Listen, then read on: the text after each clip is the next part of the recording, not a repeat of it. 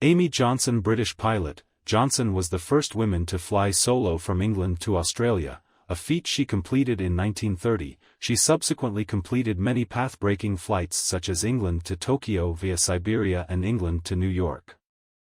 Her bravery in making unaided flights made her famous and a role model for women pilots at a time when very few women learned to fly, let alone made arduous trips across continents. Amy Johnson was born in Hull, East Yorkshire in 1903.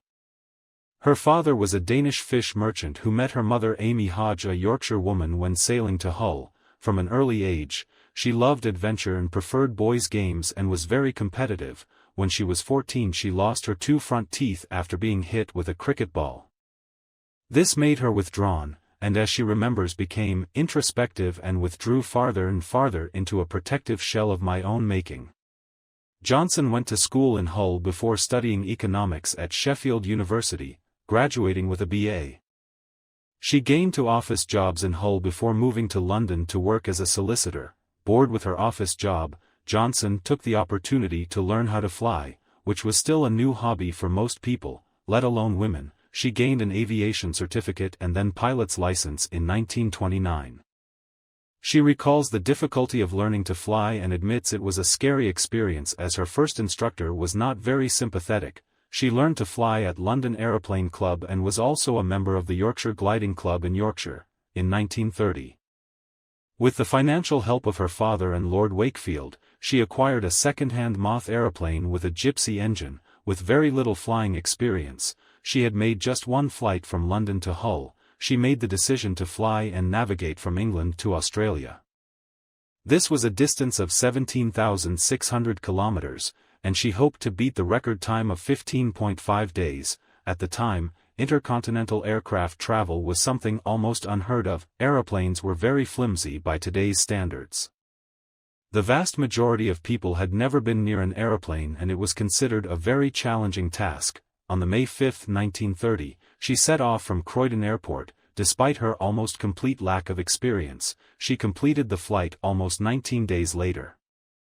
Her experiences included a difficult landing in Timor, in the Dutch East Indies. She missed the aerodrome and landed on a grassy field, full of giant anthills. She was met by bemused locals. Amy recalls facing a horde of yelling natives, with hair flying in the wind and knives in their hands or between their red-stained teeth. However, she was taken for a meal with a local missionary and officials from the nearby aerodrome came to meet her. She was on course to beat the record until she had two crashes near the end which caused lengthy delays to repair them. On landing in Brisbane, she crashed again on landing, possibly due to exhaustion, but her dramatic arrival in Australia only served to capture the imagination of the public and overnight she became a celebrity. It was a welcome distraction to the grim news of the Great Depression. She was awarded a £10,000 prize from the Daily Mail and later was made a CBE.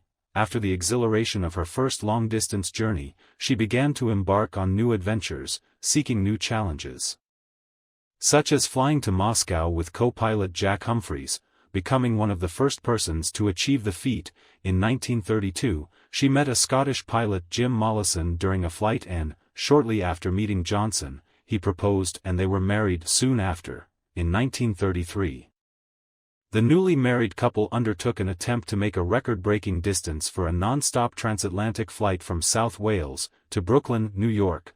They managed to cross the Atlantic, but near Connecticut began to run low on fuel and, in the dark, had to make an emergency landing at Bridgeport Municipal Airport.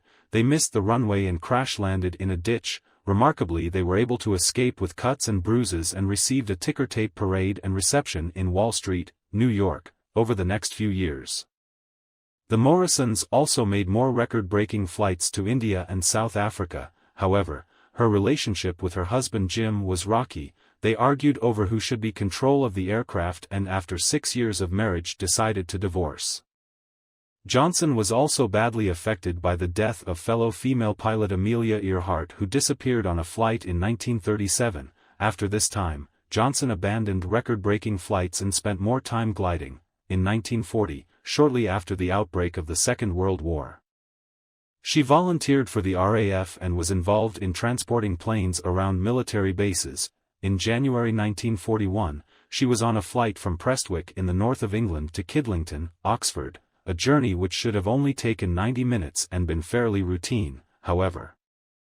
Very bad weather pushed her a long way off course towards the Thames estuary, over 60 miles from her destination. Low fuel meant she had to bail out into the icy waters. She was spotted by an officer, Walter Fletcher, from the Royal Navy, but Johnson disappeared from view and drowned before she could be rescued. Some fear she may have been sucked into the ship's propellers. Fletcher dived in to try and save her and any other passenger who might have been with her, due to the intense cold of the water.